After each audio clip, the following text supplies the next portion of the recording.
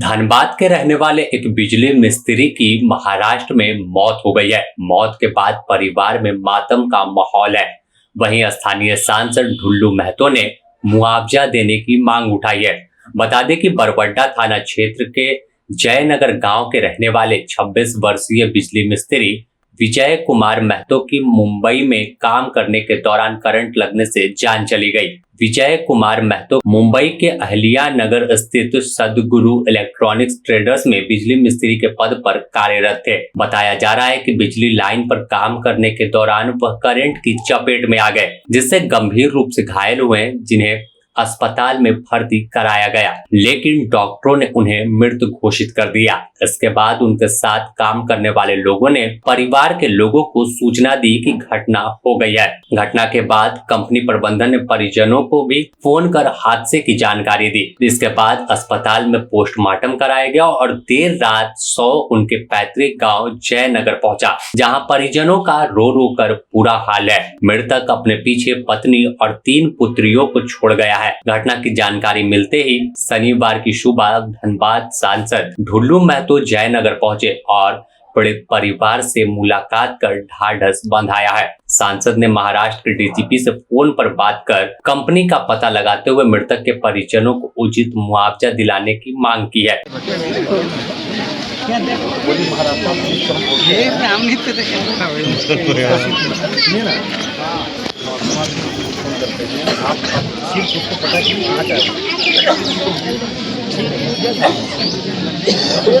साथ ही इस घटना को लेकर राज्य सरकार पर सवाल खड़ा किया। बहुत दुख और दर्द के साथ कहना पड़ रहा है कि जयनगर गांव में ये बच्चा, क्या नाम है, उमेश विकास कुमार महतो, जो यहाँ से महाराष्ट्र काम करने के लिए गया था, मजदूरी करने के लिए, और वहाँ पे एक इलेक्ट्रॉनिक कंपनी था जहाँ पे काम कर रहा था।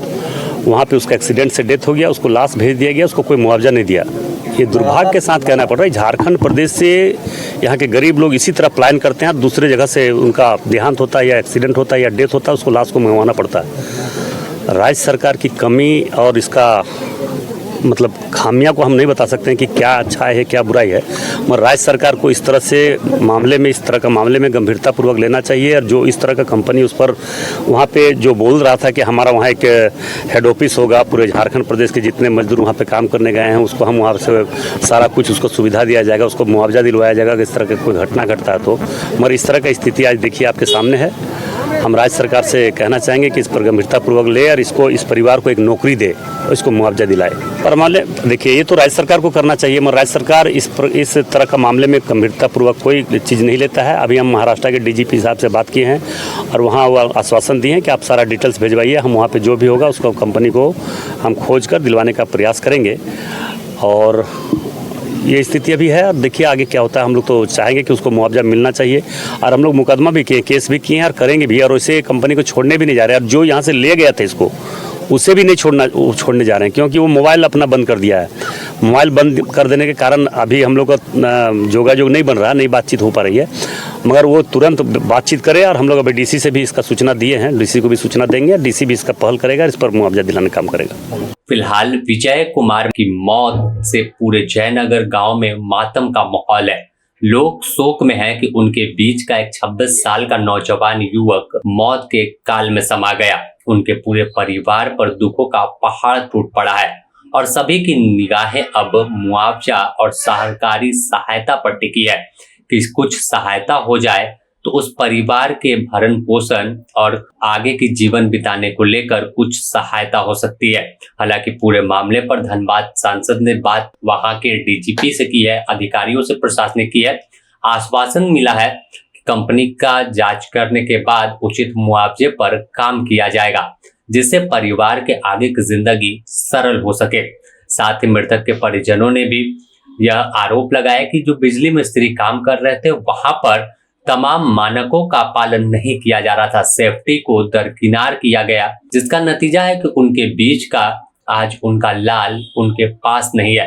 इस घटना से पूरे इलाके में मातम है और सवाल कंपनी पर भी खड़ा हो रहा है कि आखिर कैसे वह काम करवा रहे थे और जिससे उसको बिजली करंट लगने से जान चली गई है। फिलहाल पूरे मामले पर राज्य सरकार से भी मांग लोगों ने की है कि राज्य सरकार को पहल करना चाहिए, जिससे वहां रहने वाले तमाम मजदूर, प्रवासी मजदूर हैं, जो उनकी सुरक्षा सुनिश्चित हो।